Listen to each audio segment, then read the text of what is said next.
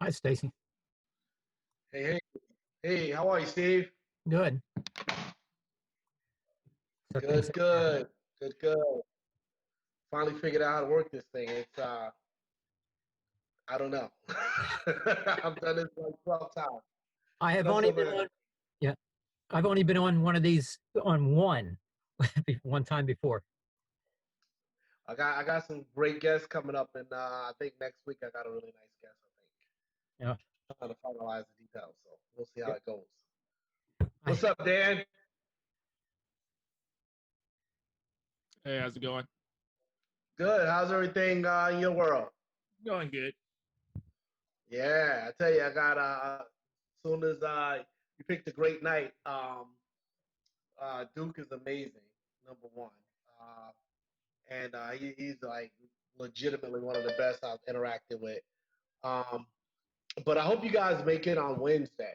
If so, definitely send over a few images for Scott to give you guys some feedback on because it's going to be okay. He's showing off. It's going to be an amazing opportunity to get feedback from a legend that's really going to critique your shots. So Yeah, any, I'm trying to get any a few criteria? shots together to send in for Wednesday. yeah, one or two, it'll be great. And Scott shot everybody. I mean, you name it, he shot them. Any Admit criteria? all. Come on in. No criteria. No criteria. It could be Okay, fine good. art. It could be portrait. It could be whatever. Okay. Awesome, man. I'm super excited about it. I might even throw an image in there. Yeah. So we got a couple more minutes, and we will jump right in. Oh, Mhm. gotta let Duke in. Duke fam. Hey, what's up? Hey, what's going on, man? Look at that. Look at this guy's all set up. You can tell he makes YouTube videos. All Hi, right. everyone. Good, good. Got a couple more minutes and we'll start up, but I'm glad you're here, my friend. Okay. Take this off. Wow. Oops, sorry about that. I'm gonna ask Dan, I muted you by mistake, so you can unmute. Yeah, I have to check this too because for some reason that I hear you very, very low. I mean, the volume is You hear very me low. low? I don't know. It's maybe my computer. Yeah, it's never me, dude. It has to be you. All right. Okay, let So me those let are me the let me rules. use the headphone. It should be better. Yep. All right. How do I get to see everybody on the screen at one time? What's up, Frank? How are you, man? Hey, Stace, good, man. How you doing? Good. I'm looking forward to seeing getting some feedback on the images you sent. I haven't looked at them yet, but I'm sure they're gonna be awesome.com.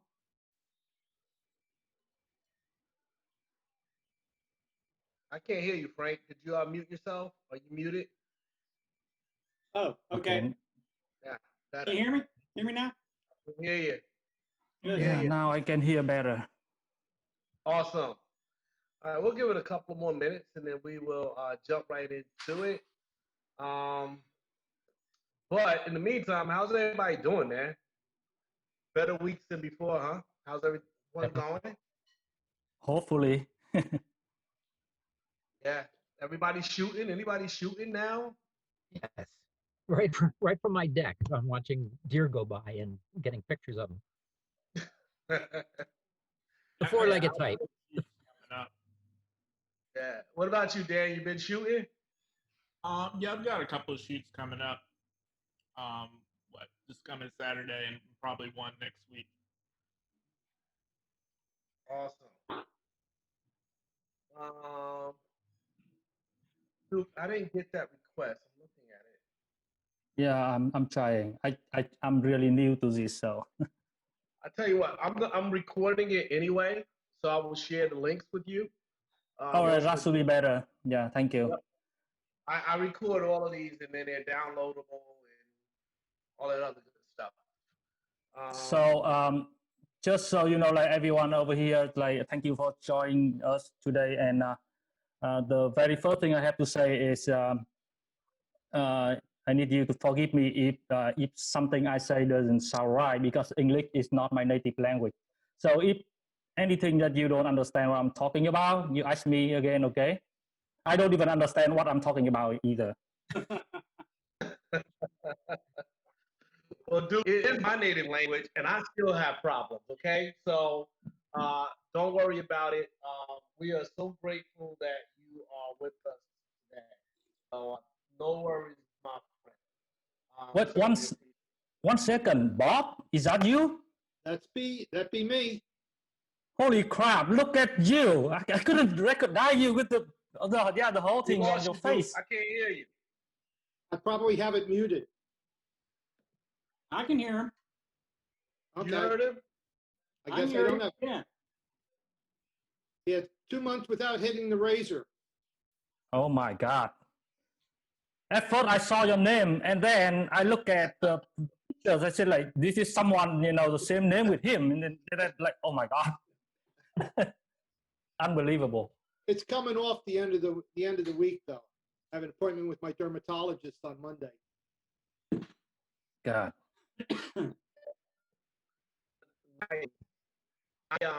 I get mine tomorrow.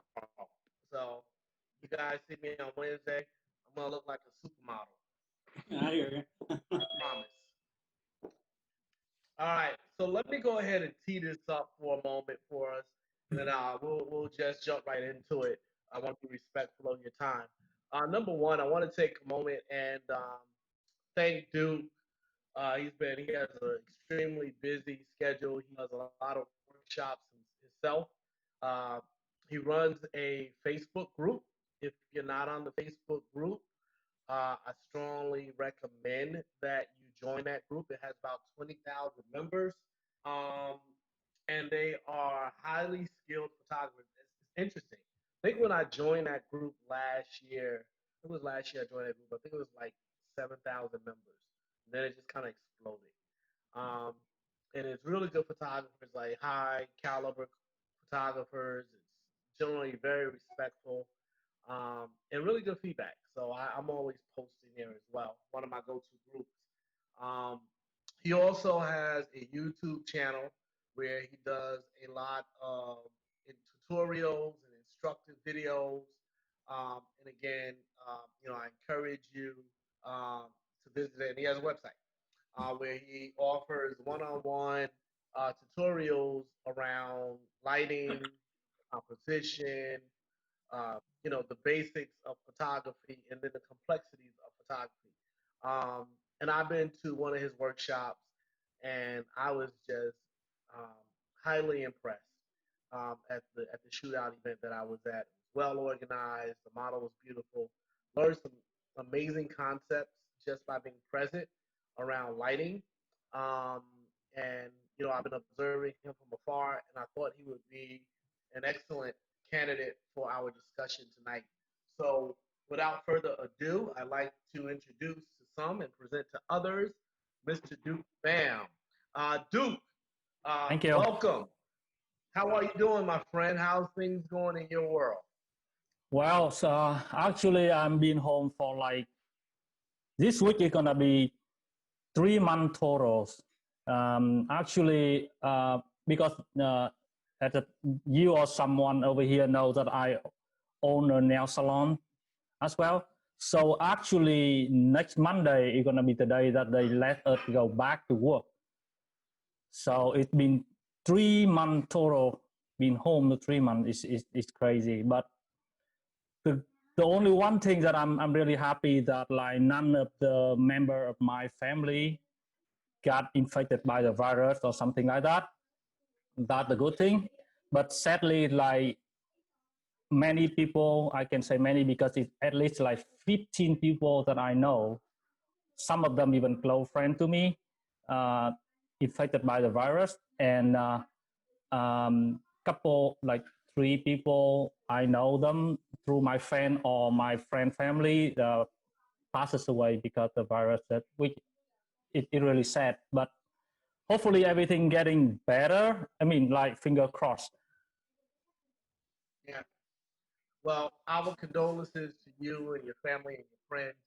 I think Thank you. everybody I know has had someone that's been impacted in some way by the virus. I'll tell you. And I know you've been a strong advocate of being vigilant around, adhering to the safety protocols and guidelines. So I appreciate your strong advocacy around that. Let's back up a little bit before America and before your journey here. Tell us a little bit about how you got your start in photography and a little bit about your background. All right. So first thing is I have to talk about my. You hear me? Mm-hmm. You're fine. All right. First thing first is I have to talk about my dad because he is the film director, cameraman. He is the first generation making movie and documentary film in Vietnam during the before Vietnam War and then until the end of Vietnam War anyway. So basically I was born and I grew up in my dad dark room. So I'm surrounded by on sort of like old camera like these in the back here, and and then I went to college. My major was film director, and then after that I was a film director for Vietnam National TV for 5 years as a film director. So actually, for the whole thing like that, photography is always come like on the side because the photography always a part of it. Because it doesn't matter that you learn about photography or filmmaking.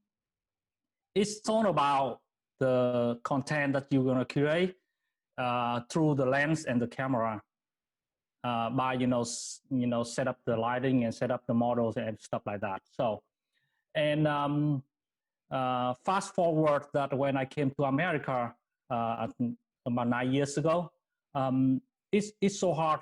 I was 31. So it's so hard for me at that age.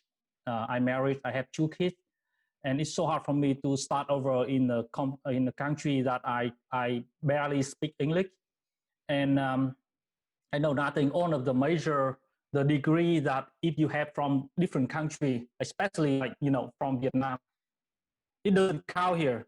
So you have to learn a lot of things to start over. A lot of things that require, a lot of jobs that require you need to get a degree. You have to go to school and stuff like that, which I couldn't do that. So luckily that photography come over because it doesn't require you to go to school. It's more like about your talent. So I start with that alongside with the family now business.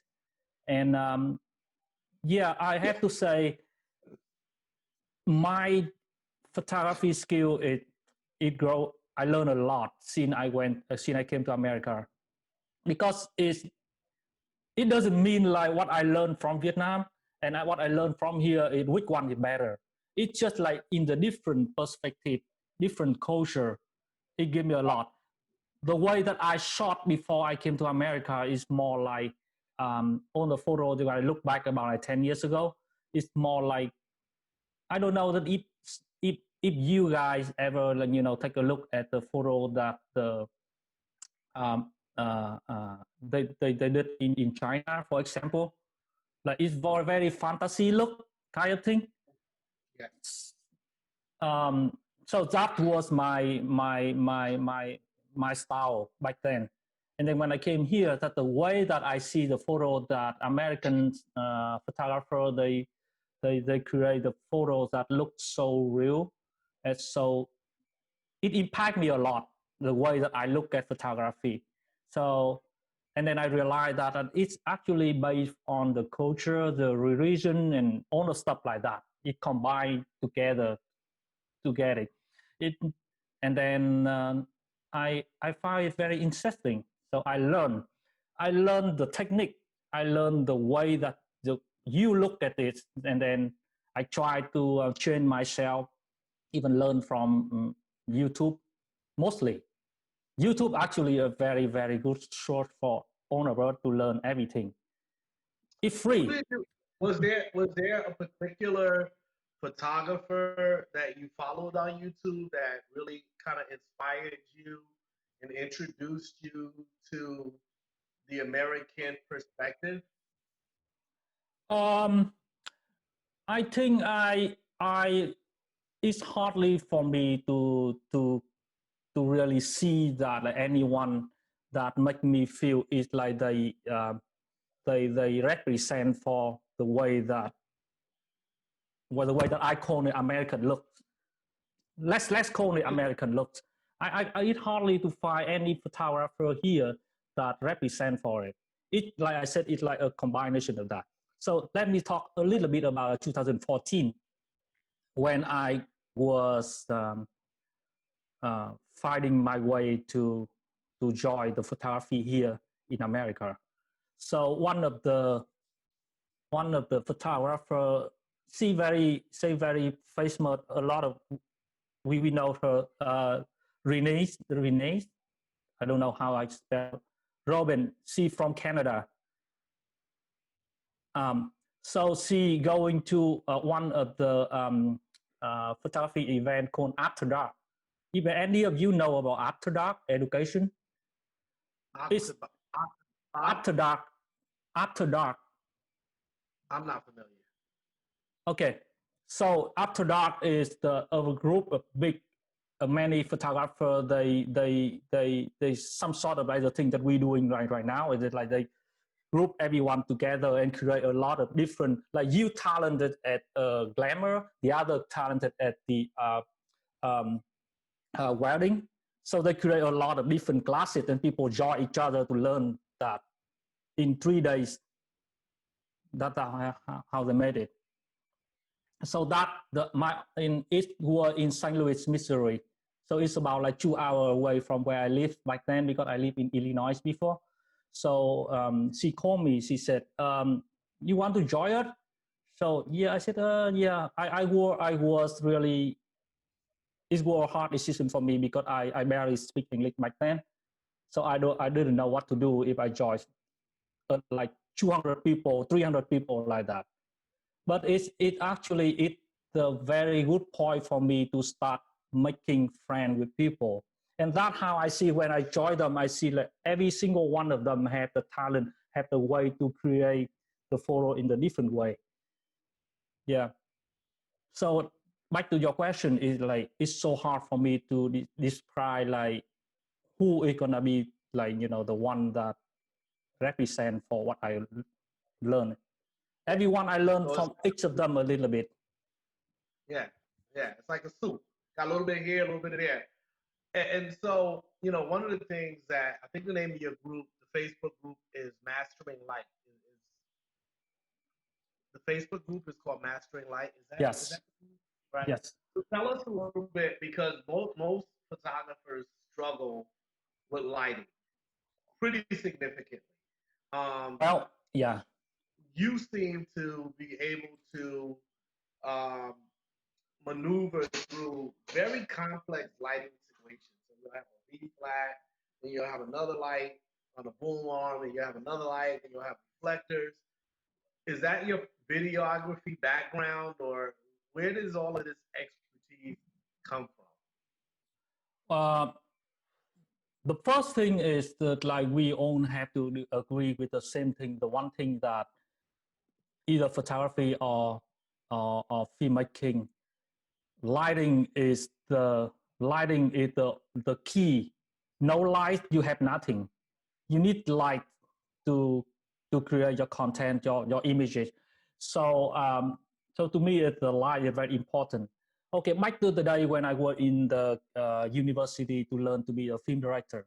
As a film director, you had to learn everything. You had to learn about writing the script, how to direct people, of course, and you have to know how to act. Because if you don't understand, you don't have to really be a good actor, but you have to understand about the acting, so you can direct people. Does that make sense? And one key is very important that I learned from my dad first, and then my dad. Actually, my teachers, they are my dad's students. Wow. But sadly, The thing is very fun is that I didn't really learn anything much from my dad. We hard to talk, but I learned from his student. So for cinema, when we're making movie, it's the lighting that we learn. We have the class for lighting. That the most important class for the whole thing back then. So my background is the lighting. It doesn't matter that like you do photography or you making a movie or film or video or movie. The lighting is the thing that you use to create the mood of the scene, right? You can create like a dark mood, or you can create something happy with a bright picture, and then you create something like very fantasy with the colors kind of thing. So that how lighting is very important to me. When I create the group, it's called lighting, shooting, and retouching, because I think it's like people doing photography is nowadays like we enjoy the whole thing. But the more I run it, the more that I see that like people really care more about the lighting. People struggling with that first because you don't create the good shot from the beginning. You create the good lighting for a good photo. Doesn't matter how your skill with the editing skill. Doesn't matter how good it is. When you don't have the first thing is the image in the first place come out the camera good. You don't have anything else after. And I think is that I've been running the workshop for 3 years, I think. You were the one that you came on one of my first workshop. So it's been 3 years, I think. So the more I run the workshop, I realize the same thing that everyone asks me about the lighting all the time. It's not about like what camera that I use, what lenses I use or something like that. People care more about the lighting. Yeah, and you I mean, you seem to have relationships. The lighting speaks for itself as you look at the relationship that you have developed.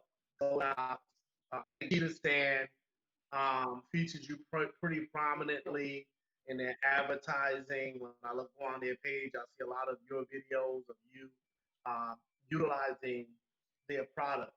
How did you get to the point where you were able to raise your profile to the point where you were able to develop these partnerships with these companies? To be honest, only Cheetah Stand that the company that send me products to use. And no, as the first place that I did pay them a lot. And then because you know me for a while, you know that like personally, every time that I posted any photo, I always try to put the behind the scene photo along. Yes. Because I find that like people need to learn. I learn from people, so the other learn from me, so which is good. So I always try to do that. Doesn't matter like in the behind the scene that what product, what company that I use in the behind the scene. I didn't care that at first, but it just like it's just come into a point that like because back to the day that I only have like 2 or 3 soft boxes from Cheetah Stand that I bought with my own money. And so I do it a lot. And I think it's just like at some point, if your image is good enough, people enjoy it a lot and people care a lot, and they ask you a lot about that. And that the company, they can see the potential in that. That's how they come to you. You don't come to them. And I got some other company offer me the same thing, but actually because the reason that I stay with Cheetah Stand that like it's not a trade between us and them. Every time they send it to me, they never ask me to make videos or because it's not a sponsor. They just want to send me to China because I always had the product before it came out to the market. So I'm just trying them out. And doesn't matter I want to post it or not, they never ask me about that. I'm very honest with that because I don't like the way that people make video with sponsors thing. I don't trust them. But yeah, I think it at some point that if you're, because a lot of people, they still believe that when they look at the photo, let's say like, wow, what camera and lens you use, what light you use, and they believe that if they buy the same thing, they can get the same photo. Right. I don't blame them for that, but it's very natural come to people when they look at the photo and they always think the same way. Yeah. So that's how all of the company, they like to do the sponsor thing that way to get more customer. But to me, from Cheetah stand, I didn't get anything but of course I got a lot of product from them for free to use. If you can call it sponsor, it's fine. But they didn't ask me anything in the return. Awesome. Let me ask you this. I want to pivot now to you as an educator, right? Because you do one-on-ones and you do a lot of training and development and things of that nature. What are some of where do you start with photographers when they're trying to learn lighting? All right, let me think. Let me repeat your question. So you asked me about like what, like an advice for like someone to start to learn lighting. Yeah. A new photographer that's bursting on the scene, been doing natural light, get comfortable with that, and now they go into a strobe studio environment, and it's a bit more intimidating because the light is dictated by the choices they make. Where do you start them at? What advice are you giving to a new person trying to understand off-camera lighting? It's quite a very common question because I know it's a lot of. We're not talking about the hobby. We're talking about like just call them photographers. A lot of photographers, they've been shooting with natural light for a very long time, and they didn't get along with the flashes at all. And even like some people, they scared to use it. It's just because of, at some point it's very complicated. I remember that because, like I said, my background is filmmaking. So we use a halogen, like a 10,000 watt light, constant light, not flashes. So when we deal with that thing, you see what you get. So it's not too hard for you to imagine like how it's gonna work. And then when you come to the flashes, it's more likely like you don't, at first, like when we're not talking about the short, we're talking about the speed light at first. Because most of us, we start with a speed light, right? And you have no idea what to do. I remember like long ago when I was in Vietnam, that one time that I borrowed my friend a speed light from Canon. And I went to, in a hotel room and I shoot something like glamour kind of thing. And I set up the light on and I shot. And then I was like, what the heck is the strip backlight underneath, black light underneath? I said, what the heck is that? And then it ruined the whole thing. And I had no idea what's wrong with that. And I said, no, I'm never ever use the speed light again. Because as soon as I turn it off and I just only shot with the camera, of course we had to change the setting. And I don't have the black light anymore. So I go like, no, speed light suck. Which is, it's a lack of the knowledge about using the different technology. So that's the very first point that most of the time when people want to jump into that. So to me, it's not easy to give the right advice because people come from the different background, different type of work. So it's so hard for the same advice for everyone. But to me, like I said earlier, YouTube is the big, what was I'm gonna use? Big school or whatever, big library, whatever it is, it's free for you to figure it out. A lot of time that people keep the new photographer, they keep looking at the good photo from the good photographer, and they don't want to think about the basic. Like I said, like they keep asking like, what camera that you use, what light that you use. They try to buy the same thing, but they totally forget about like they need to learn the very basic, that which is like 1,000 of the basic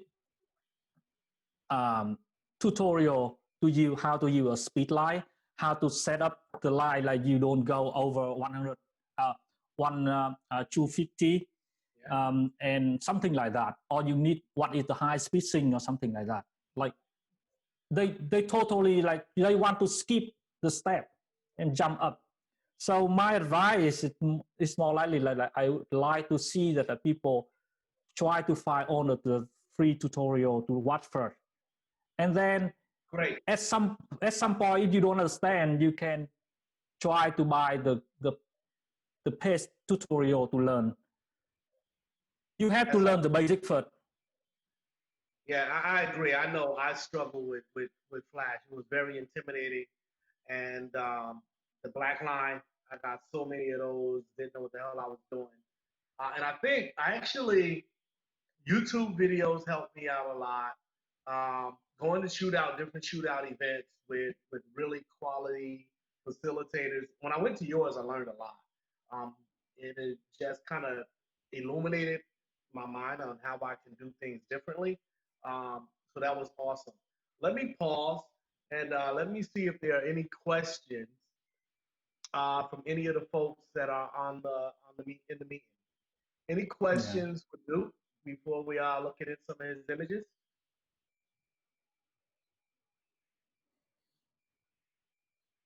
All right. In the meantime, you see that like when you look at the scene around me, it became my habit that even when I do is something like that, I still want the lighting look good. I don't want to use, okay, look at my screen, my camera right now. I'm gonna switch to different webcam. This is from my webcam. Wow.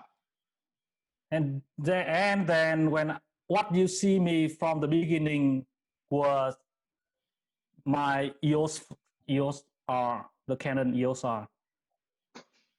It's totally I think it's not about like you showing off your stuff or something like it's about it has to come in your mindset that like whenever it comes to the lighting, you just want to make it the best.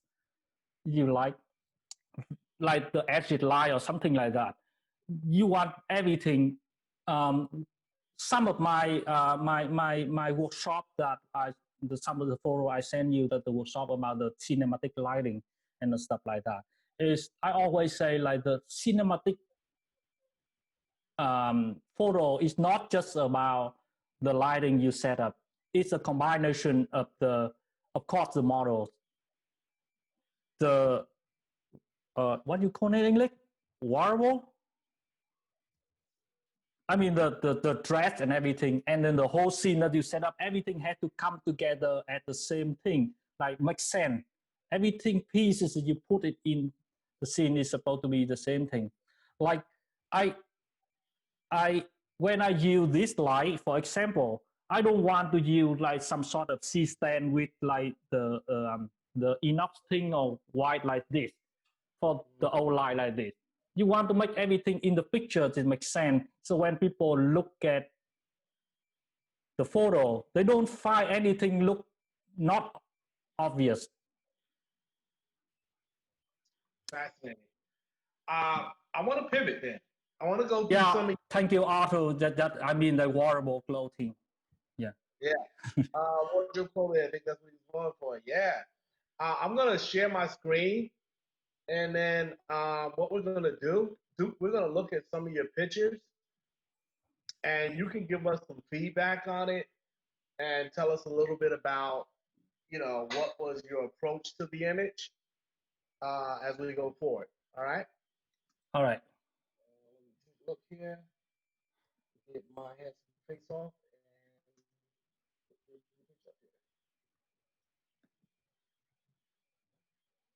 This is a beautiful image here, dude. Can everyone see it? Yes. Yeah. Awesome.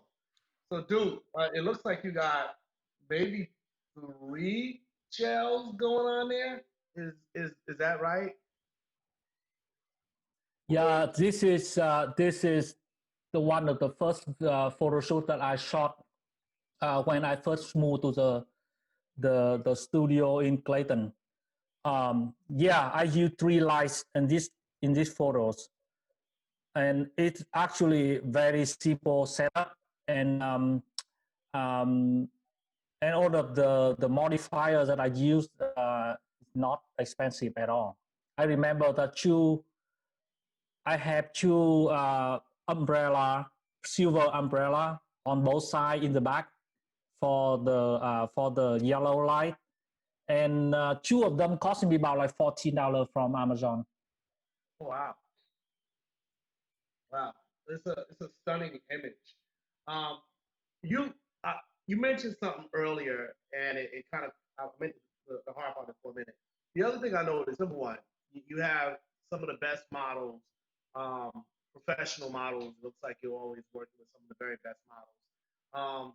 But you were talking about that when you, as a director of film back in Vietnam, you had to know every aspect of the film, from acting to the roles, to the staging, to the lighting, and so forth and so on. Is that how that does that help you, or has that helped you with posing models and shapes and making sure they give you the right form? Uh, um, what I can say is my old job, it helped me a lot to understand and train me to get the whole what can I say? Let me find the right way to talk. Um, when I doing a photo shoot, I always keep my mind on everything. So so that directors supposed to do. And when it comes to the models, the very first thing is when I work with models here, it was hard for me to communicate with them at first because of the language, of course. Um, but yeah, time to time that after I learned the language better.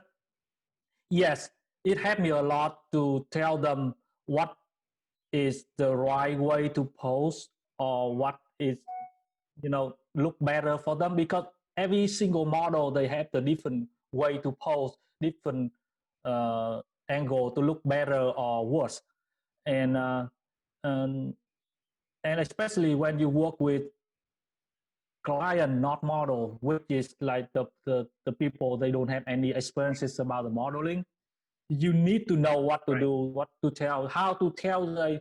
It I found it harder for me than you guys because of my limited English. So sometimes it's actually even happened to me back in the past that like I said something wrong and I upset the model, but I didn't mean it. It is not easy. And by the way, in this case, the model in the picture that you're looking at right now she is not a model. She is totally not a model. She's just a girl I found from local when I just moved to New Jersey, and she interested in like taking pictures, and I talked to her, and then we did it. She's not a model.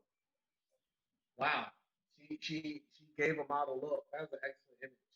So this is a really stunning image. So I'm gonna go ahead and move forward and take a look at another image.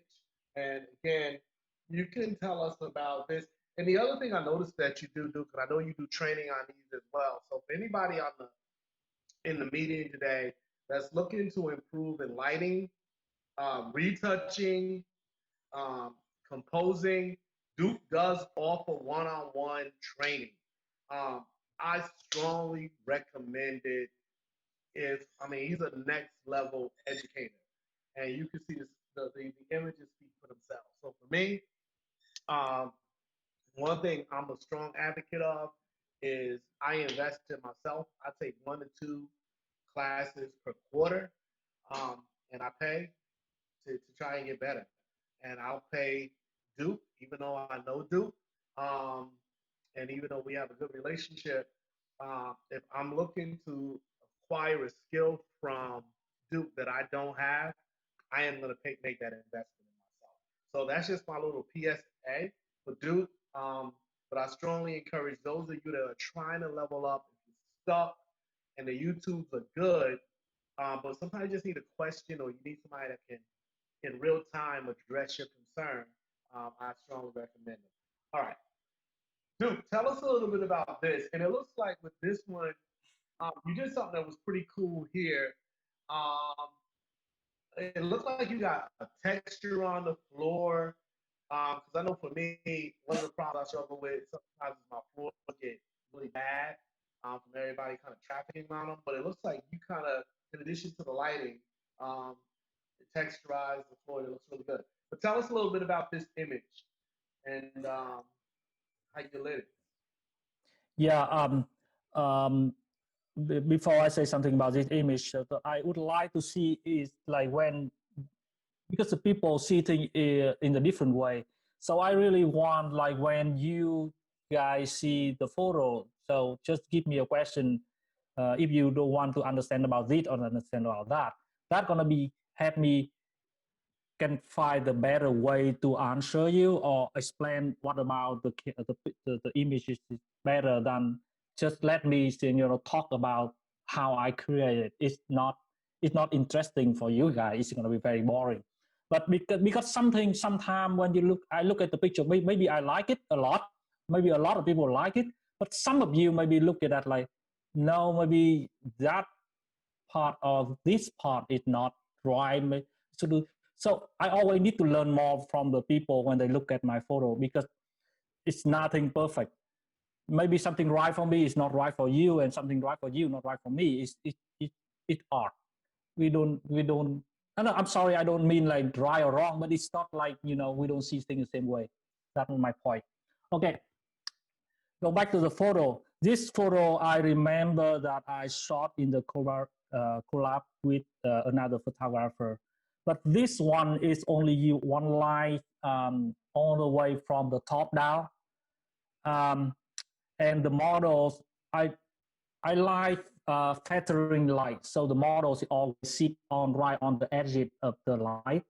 And I am not a fan of using wide angle lens, but this one I use the wide angle lens, and I actually right on the way to the ground, and I have the very it's just a small reflector right in front of my camera, try to fill up underneath her a little bit because the background that I use were gray, light gray background, so it doesn't like reflect any light back to the model. So I need a reflector, very small reflector from my camera, hit it back a little bit. The reason that I like to use the gray background a lot because in post-production, you actually very easy to color grade the gray color to any color you want very easy.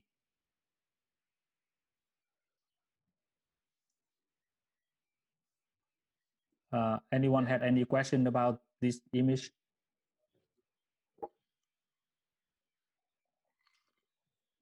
I'm guessing no. I was gonna say I'm busy. I'm actually flipping through your Facebook page and all the stuff right this second. I love all your behind the scenes shots of the pictures. Thank you, Arthur. Arthur's multitasking. He's checking you out while we're checking you out. Well, I was looking at I was looking at the workshops and all that stuff while he was talking.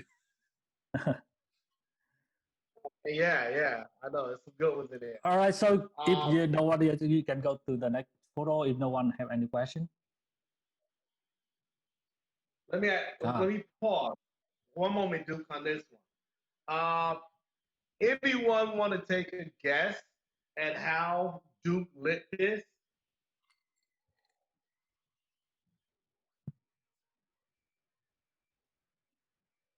Is it all one shot or multiple shots?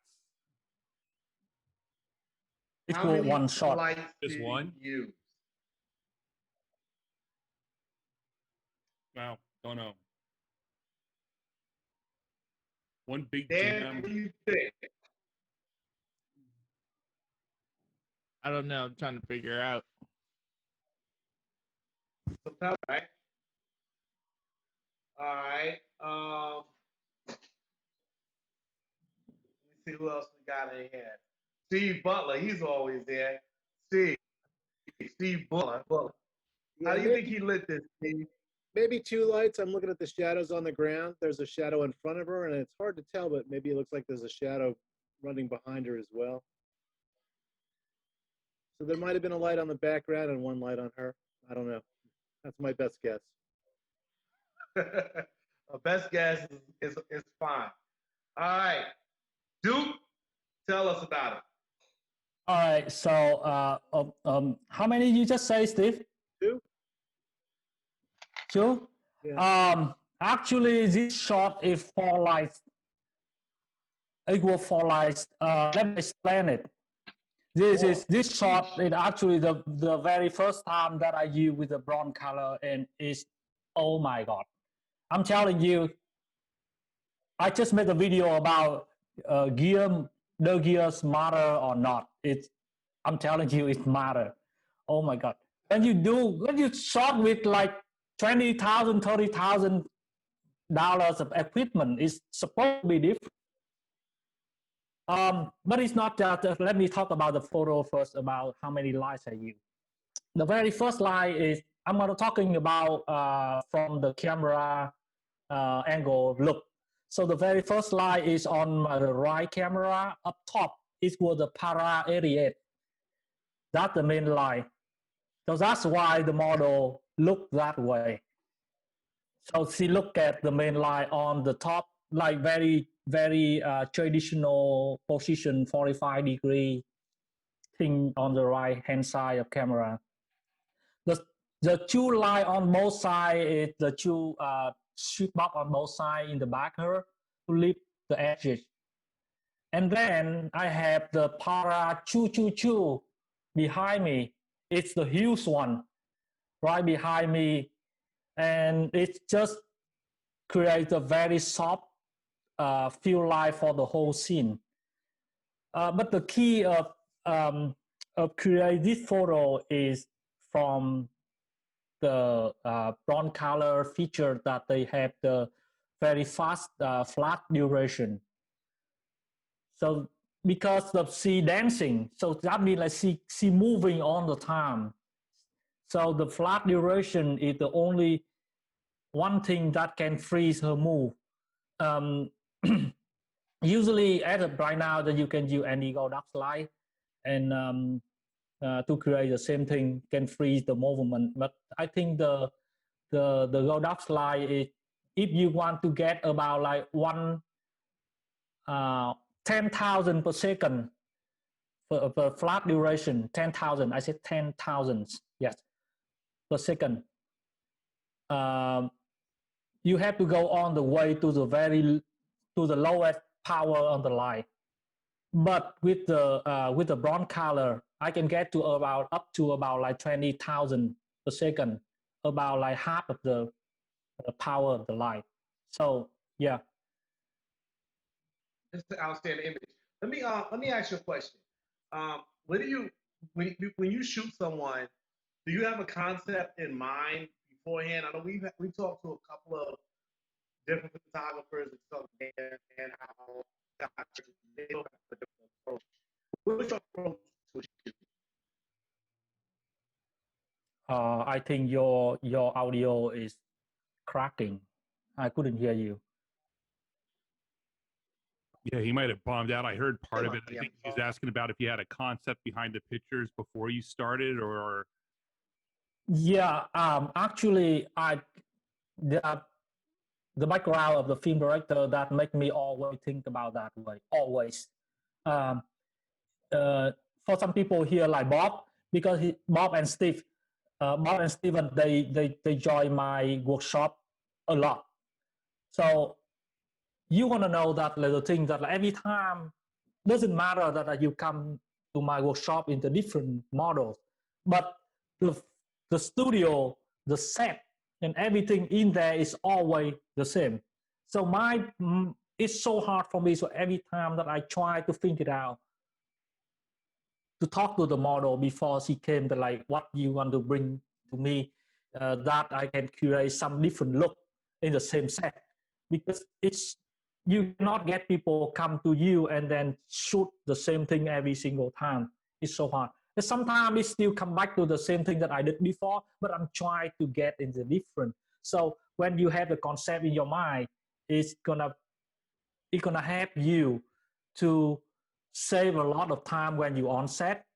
That's the very first thing. Secondly is you can free your mind to create, instead of like you standing right there and start thinking, what am I gonna do? What am I gonna do?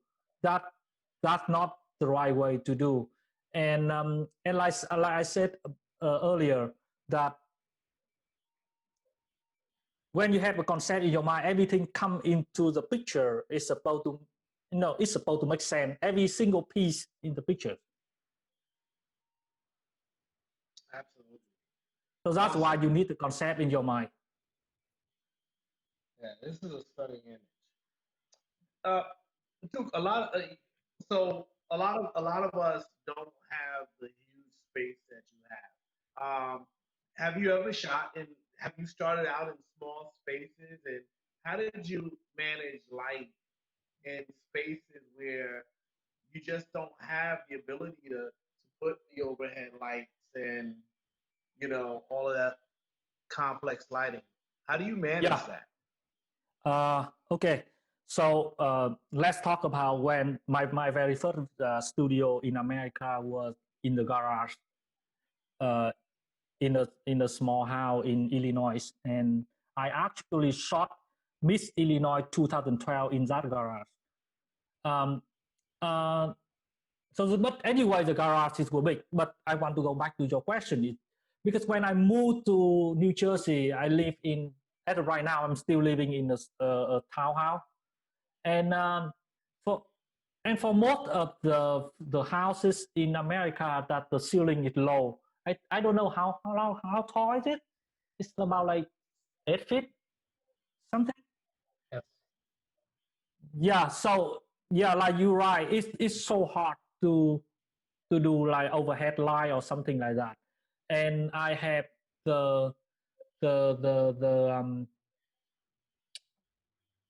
cheetah stand soft boxes. Every single one of them is huge. So it's not easy. It's not easy to do in the small space. But so we have to go back to control the lighting. When you understand the light, you know how to control the light. You don't need a lot of light. Even if you have one light, you still how to you know how to deal with that to create what you want. I think with one light in this very small space, you still can create both. Even you want to do the very high key light, or you want to do the low key photo. And the thing is, only one thing that I think is still the limit when you do that. It's not about the light. In that case, it's the limit. It's about your camera and lenses. Because I remember when I moved to New Jersey, when I shot everything in my living room, my go-to lens is 85, but I cannot. There is no way I can take the full-length photo with the 85 millimeter in the living room. So I had to buy the 50 millimeter. So yeah, at some point you still have to, like right now I'm sitting here in very small space. I can show you how I work with my small space right here. Give me 1 second. Yeah, absolutely. All right, now I'm gonna turn it into that freaking webcam. Okay, and I'm gonna move on this way. I think hopefully you're gonna see it.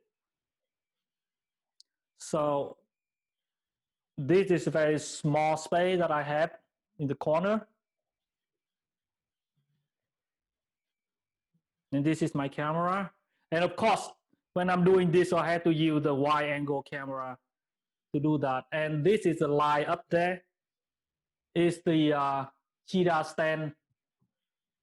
I think this one is 48 inch, something like that, on the boom. So yeah, basically it's very small, but when you have to work with that, I like to work with like less light because you have less light. Like you have one light to do with that, so you still can set up by very close. You get the soft light, whatever you want to do. But yes, it's not easy. I hate this. I can't wait to go back to the studio and shoot, not in this small space like this.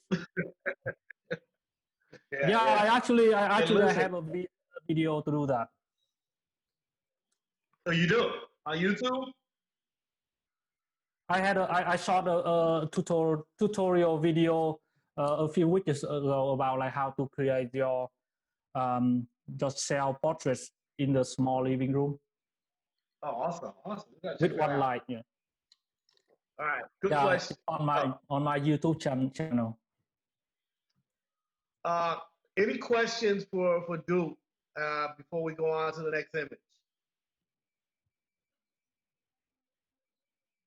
All right, on to the next. Ooh, oh wow, well, that's beautiful.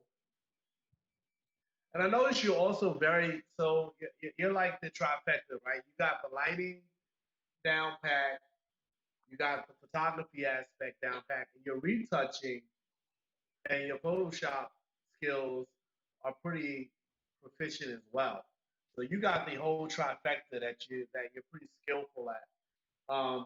This image is quite stunning.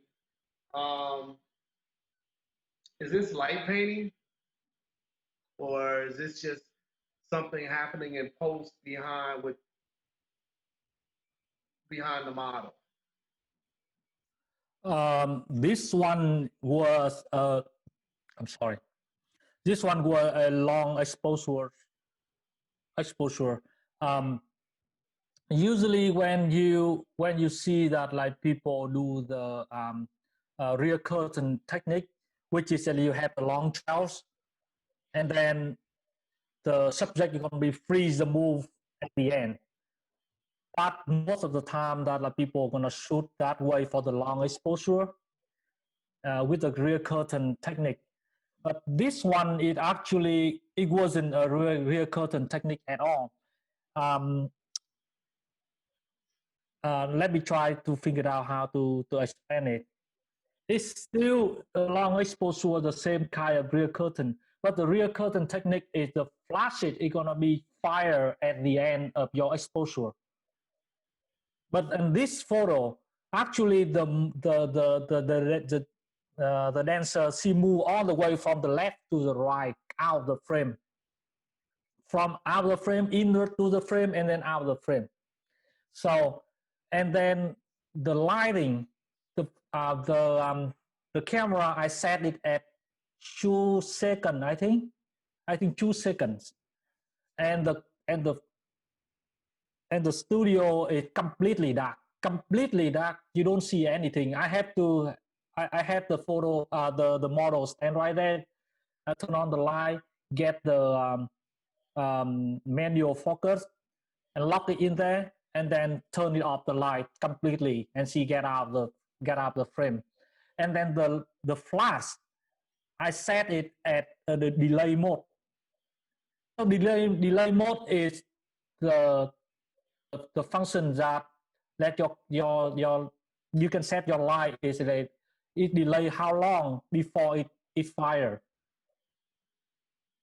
So remember that I said that I exposed this shot at 2 seconds. So I set the light delay at 1 second.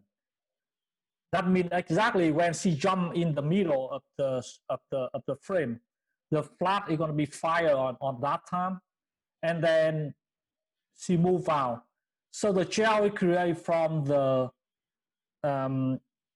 modeling light from the light. So the room is not completely dark. That means I don't have any other light source from anywhere else but the light that I use.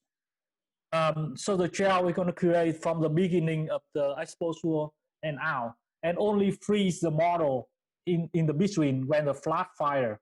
Does it make sense? Yeah. Seems super complex to accomplish. Just because I know a lot of times coming, they don't have, they're not able to. I don't know if the model light isn't on. Aren't able to get a focus on the model. So I'm thinking in pitch black, how are you able to get the model in focus or get the camera to focus? Is that after the flash, since it's a delay, or how does that work? I'm sorry because your audio is dropped earlier. Can you ask me again, please? Yeah, I apologize. I'm sorry. I have a very poor connection. When shooting a model, how are you able to get her to focus to get her in focus when you're shooting in the dark? Like I said earlier, like I just said, I said like I got her into the frame to the point that I see gonna jump up, and I'm gonna manual focus her when the light turn on, and then I lock the focus in manual right there, and I got her out. So her job is have to jump at the right point that I get, and of course, I shot at about at 8, so 8 or 11, I don't remember exactly, but it give me a little bit space for her, back and forth a little bit. And actually, in this case, because the whole movement all around her make you not to focus too much on the sharpness on her face. It makes sense? Yeah. Actually, she not 100% as sharp as in focus, like she stands still and get the focus because she moving. But like I said, is and in this case, because the whole thing in the photo make you like not to focus on her face and see how sharp it is. But actually, she not really 100% in focus. Mhm. This is a stunning image. Steve, you got a question? Yes. Duke, how many how many times did you do this shot to get just what you wanted? Do you remember? You asked me about like how many times I have to click or how many times I have set up. How many times did you have to set it up and redo? I remember because this shot is actually I shot after the shot that you see earlier with the wings. Okay.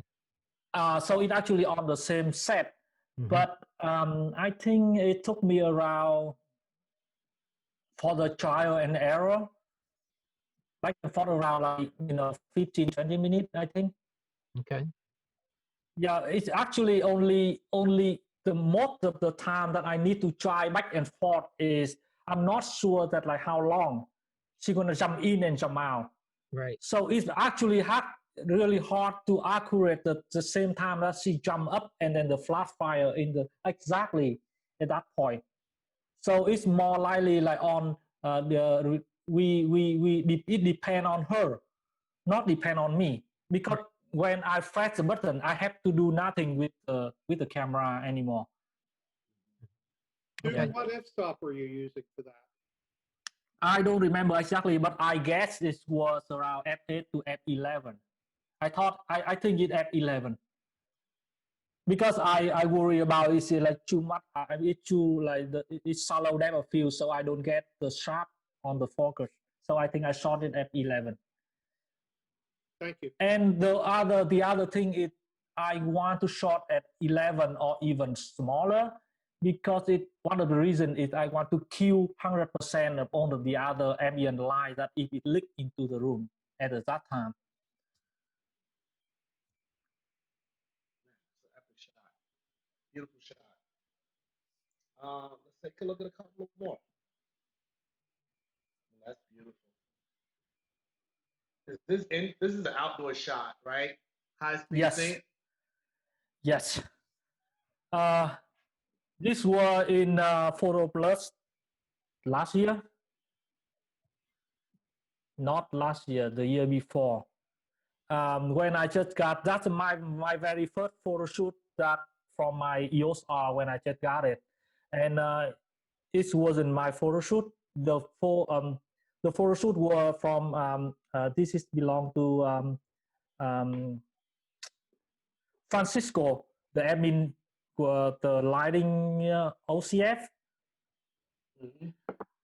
So he was shooting her, and then I will walk by. I was walking by, and then um, he asked me to help him to hold the light, and then I get into my turn to grab a couple shots.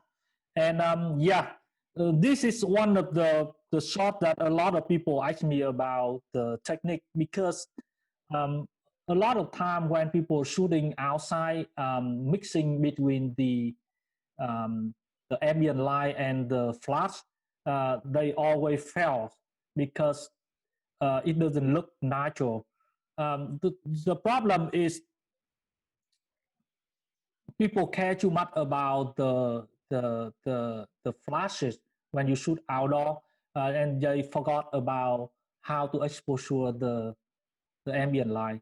To me, when I do a photo shoot outdoor like this one, this was about like 5:30 in October. 5:30 is kind of like it start getting dark, but it still have you still see the sun behind her.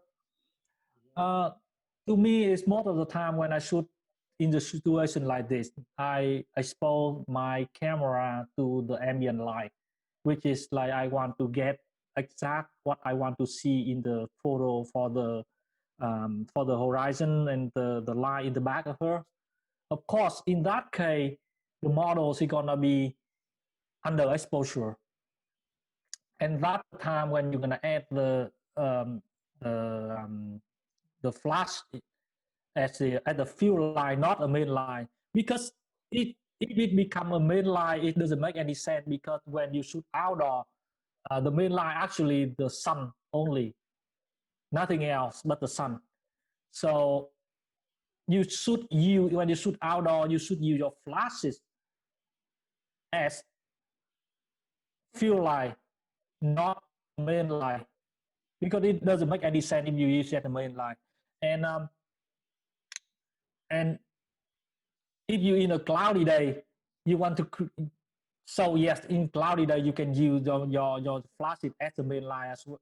So, but like I said, in that case, someone let me I don't know how to explain it. I see someone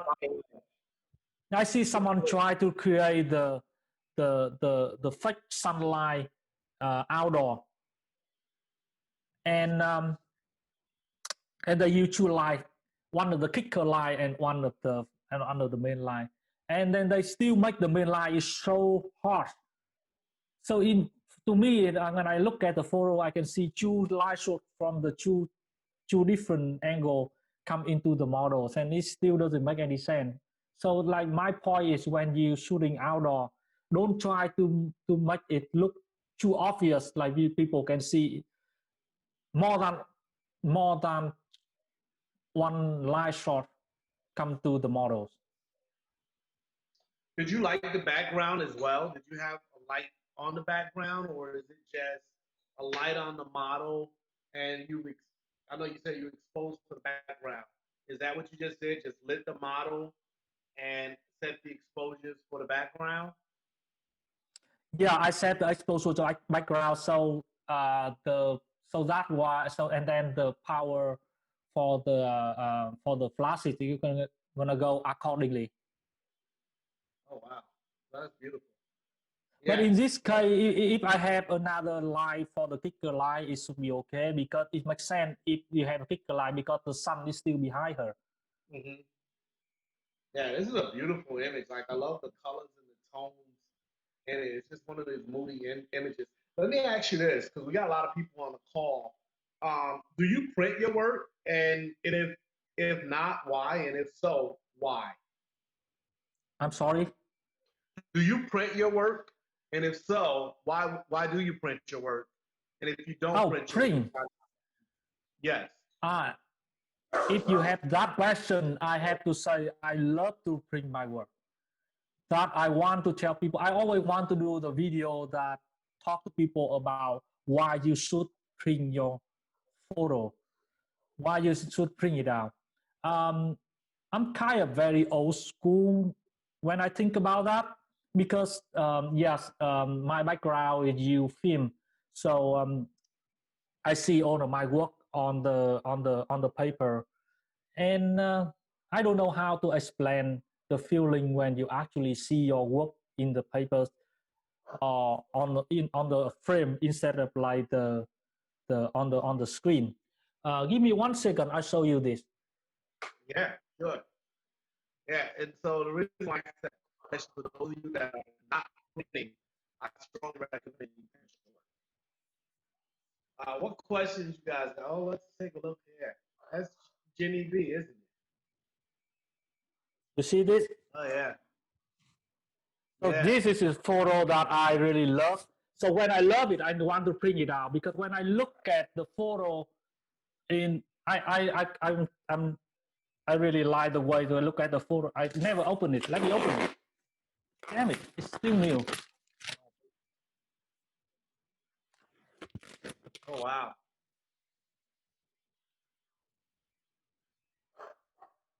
I love to see it because this one is actually on acrylic. So I like the deep color when I look at that, and the feeling. Yeah. And you can see your work is as big as you want. Like I mean, yeah, beyond your money, you can bring bigger and bigger and bigger. But when you look at that, you feel it totally different when you look at the backlit from the screen. But I like the print. I always like to print the photo out. And to me, I feel like the photo when you print it out, it lasts longer than digital. Absolutely. Yeah. I'm a big fan of printing out work.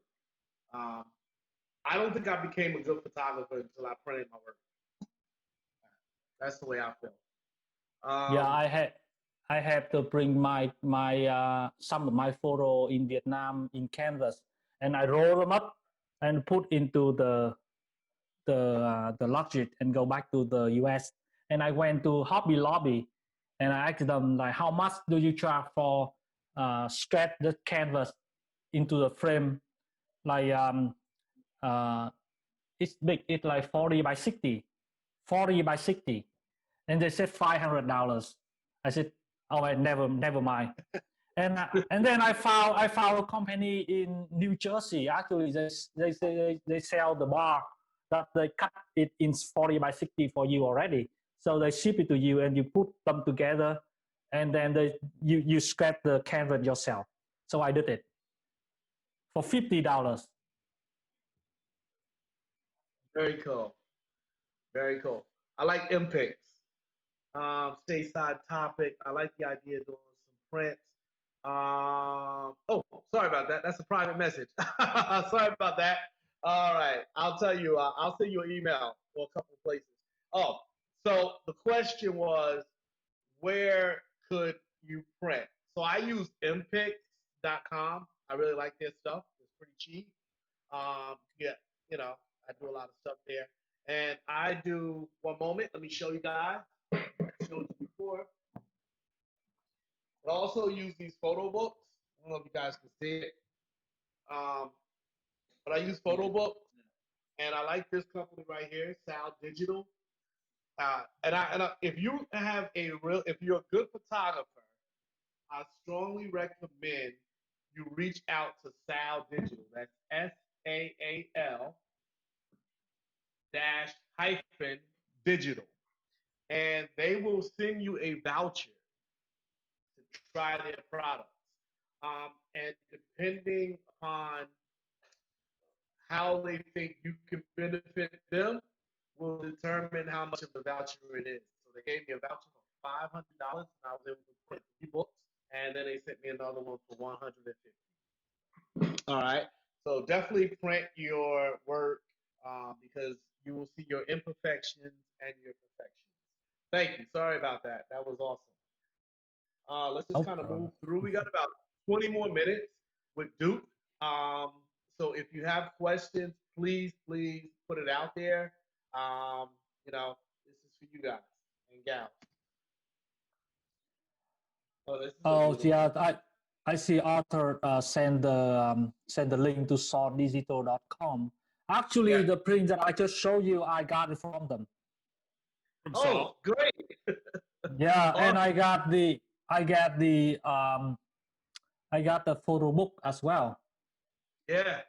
Yeah. They I love their products and they keep sending me vouchers and I keep using them. And not only that, I've actually purchased them outside of the vouchers because I'm that much of a fan. This image right here, I think I remember you when you took maybe. Is this your new studio or your old studio outside? This is the outside of the new one. This is the Danish studio, yeah. Yeah. And so I'm looking at this. All right, let's pause for a cause for the team. How did he like this? Are there any uh, artificial lights merged with the ambient light? What say you, gentlemen?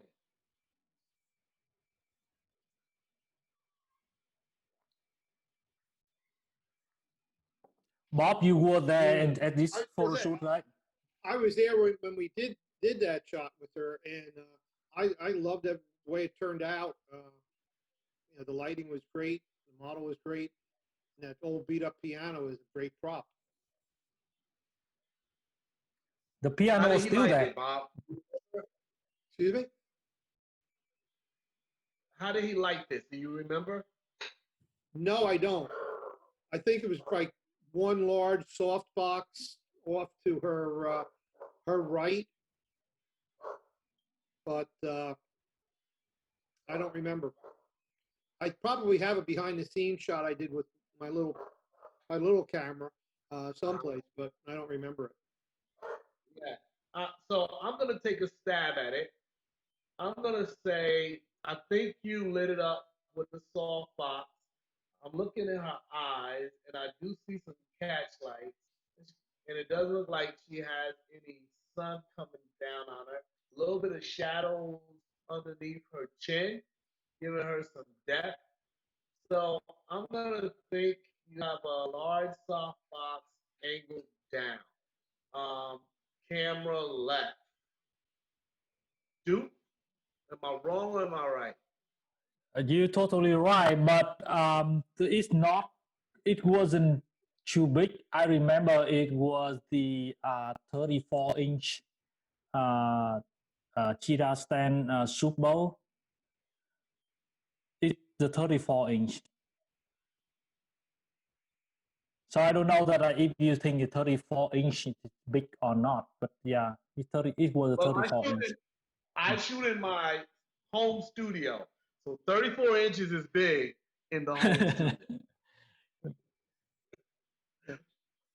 It's a beautiful image. Yeah, Okay. I think she moved to Florida. I really love to work with her. Yeah, she's in Florida now. She's selling real estate and doing photography.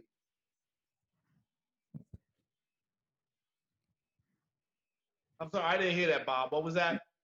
She lives in Florida and around the Jacksonville area, and she is selling real estate and doing photography, and occasionally does a little modeling Who is this model? now. Ariel, or Oh yeah, I think I just saw a comment on somebody's page today. Beautiful image. All right, we got a couple more I want to get through. That looks too complex for us to talk about, so I'm going to keep moving. That's super complex. How about this one though? This one, all right, guys. How many lights did he use? Take a look at this one. This is an interesting one. Yeah, you guess how many lights did I use? I like to talk with this one.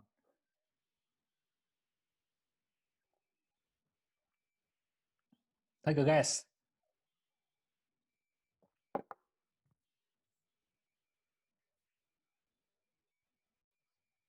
it's done so well, it's hard to guess, I think. I know Gotta take a guess.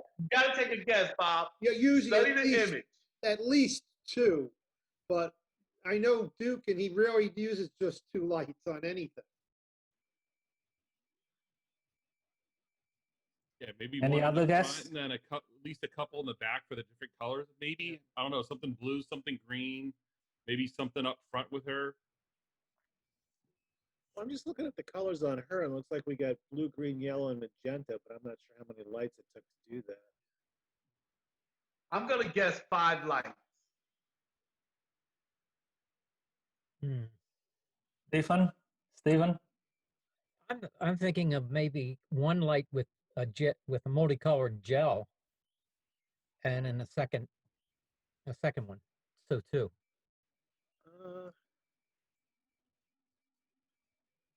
All right. Yeah, I don't know how many lights it took to do the colors. That's what I'm hung up on. All right. So okay, let me talk about this gun. Actually, it's only one light. What? Yes. I still have the behind the scene. I mean, if you don't believe me, I still have the behind the scene photo, because that's why I always have behind the scene photo with everything I shot. It's only one LED light from my right hand side, and yeah, Stephen had a very good guess with the gel thing, but it's not. It wasn't a gel. It was Oh, is it that reflective material, like the yeah, it was a CD-ROM. Yeah. So the CD-ROM, it reflects the whole color and everywhere. I broke the CD to like 2-3 pieces. So I had the people hold it for me and in the different angles. So that's why it's like the colors everywhere. But only the center of the light go on the way. It was a Fresnel light, so on the way to her face. So one light, yes. Sorry about that. That was a Fresnel light? A Fresnel light, yes. All right, thanks. Freaking impressive. This is a beautiful shot right here, dude. Do you use any kind of software to assist with your retouching, or are you doing like a frequency separation without any actions and just, what's your workflow? The very first thing is, let me talk about the photo. This photo that I shot with, it was the test shot that when I was in Vietnam last summer, and Fujifilm Vietnam, they reached out to me to test out the GFX 100. So this photo is shot from the 102 megapixel sensor camera, medium format, and it's was better to capture one at right at the shot, right at the shoot, and then the very good thing about this one is because I shot with the medium format camera and with the capture one, so it actually I get a very good base with. It came out with very good color of her skin tone. It came out very good. I shot two cameras in the same time, the Fuji GFX 100 and my Canon EOS R with the 85mm 1.2 the same time. And I'm telling you, in the same time, two of them went to capture one in the same time, and the color tone from the Fujifilm is still different, because you literally, like, it's ridiculous if you compare the two camera, because in the large format sensor, the dynamic range is totally different already. So back to my retouching workflow. I use frequency separation the most, and then alongside with the jogging and burning. A lot of people said using frequency separation is not professional. I don't feel it that way, because the first thing is, like, I'm very happy with the results that I did after my researching, and people like it. That's good enough for me. Even if I print out my big the photo, like the used one, like 40 by 60, it still look good to me. So yeah, it doesn't mean like, okay, so I don't want it better. It's just like I don't want to spend another 2 hours to do pixel to pixel with the docking and burning only. And yeah, so that's why frequency separation is good for me for now. And beside that, like the key thing, the most important thing is it doesn't matter what technique that you use, you don't go overdone it. When I first used frequency separation, I overdone it, and actually I did it backwards. I talked to Stephen long ago. You remember that? Oh, yeah. Yeah, I used frequency separation in 2 years in the backward way. And I didn't know that. I didn't know I used the wrong way of the technique. Is that funny? But when you actually understand about that and you find the right way to use and you don't go overdone it, it's fine. Beautiful image. Nice.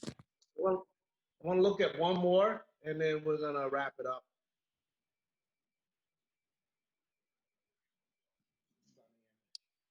Damn, love it.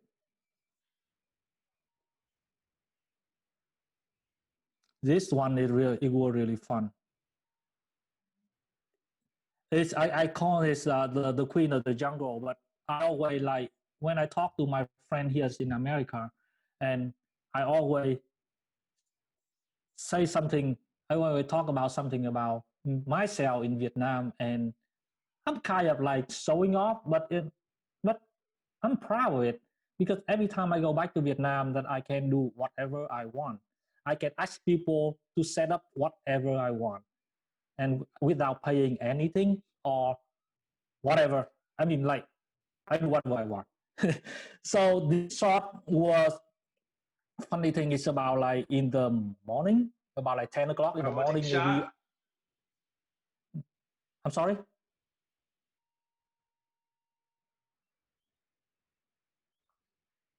Sorry about that. Is everybody back? Apologize. Yeah, we're here. Sorry about that. Really shoddy internet performance today. We'll be calling Comcast tomorrow. How did he like this? So you didn't hear me the whole time, right? I heard nothing. All right. I was talking about how to make this shot. Everyone else heard what I said about that shot earlier? Yes. Oh, We okay, heard let me up keep to the- going. To the point that where you could get what you wanted and you didn't have to pay anybody to have everything done. So Yeah, that's it's always the good. Not always the good part. That's the important part. Not paying is always. All right. So it was about like 10 o'clock in the morning in Vietnam that actually people drink coffee whenever they want. So we went to the coffee shop whenever we want, and I just, talking to my friend, and I just like, I want to shoot something with some sort of animal, but not dog, not cat, because it's very easy and normal. And a friend of mine said, like, what about an eagle or a snake? I said, yeah, fine. And he just picked up the phone and called right away to someone. I have no idea who they are, but they had a lot of kind of like wild animal. So, and then another one picked up the phone and called for the model. And I picked up my phone and called for the studio. And just 2 hours later, everyone came up into the studio after 2 hours. And we start setting up and building things.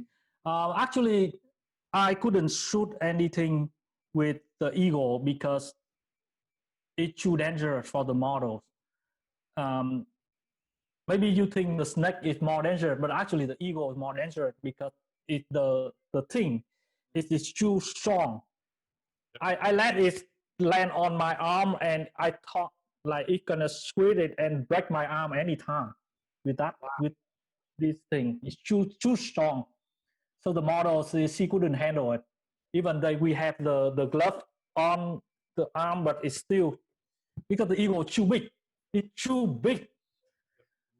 So we end up with shooting with the snake. So we built right there. I bought the PVC pipe, and then we build a small pool, put the water in, and put everything in and shot. It was fun. At first, I see worry about the snake, and then at the end, actually, snake is scared about her. Wow. It tried to run away. So look, I want to. Oh, I don't even know if you guys can see my screen. I think I stopped sharing it. I want to kind of wrap it up now. It looks like we got about 4 minutes left. Before we leave, any questions for Duke? Any feedback for Duke? Before we close out. Thank you for meeting with us. Oh, actually, thank you for letting me talk. I never, like a couple of you here, like Bob and Steven, you guys know me for a long time, and you know that I never had a chance to talk that much, an hour and a half in English. It's unbelievable. My children, they look at me like, you are unbelievable. Hey, Duke, we even understood most of what you said too. and actually, like for my last, like for the last 3 videos that I just upload on my my YouTube channel, my daughter, she helped me a lot, because I start using the teleprompter, so it speed up me a lot. Because for me, when I had to think in English and speak in English, it slowed me down a lot. So when I had a teleprompter, so it helped me. So I wrote the script, whatever I want to recording, and then I send it to my daughter, and then she gonna check up on the grammar and things like that. And every time she look at me like, I can't believe that your English is suck. Your English was actually quite fine. You did outstanding. And so I'm just going to give you a standing ovation myself. Thank you very much. Thank you very much, sir. And I really appreciate Duke. Like, I learned so much. And, you know, this is the Light Master series, but you could have been a Living Legend series because you're just such a force in this genre. And we appreciate all you do, my man. Every single day I have to learn from people too. It never ends. And that's the beauty of photography, right? Yeah, because like I said, it's nothing wrong or right. We all see things in a different way. You see something I don't see. Yeah, but your lighting skills, you are truly a light master. And thank you. We appreciate you. And anything you need for us, man, please reach out at any given time. I want to thank everybody for joining today. I hope you got a lot out of it. Apologize for the shoddy internet connections here and there, but I will send out a video, and I'm praying that the video is A+ condition. Next week, we'll have Jen Rosenbaum will be joining us for a Night of the Living Legends. So pretty excited to have Jen come and talk to us about her beginnings. You look her up. She's Miss Creative Live. But hey, everybody have a good night. Stay safe. And Duke, thanks again for an outstanding presentation. We appreciate you, my man. Have a good night. Thank you very much. Thank you, everyone. Have a good night. Have a great one.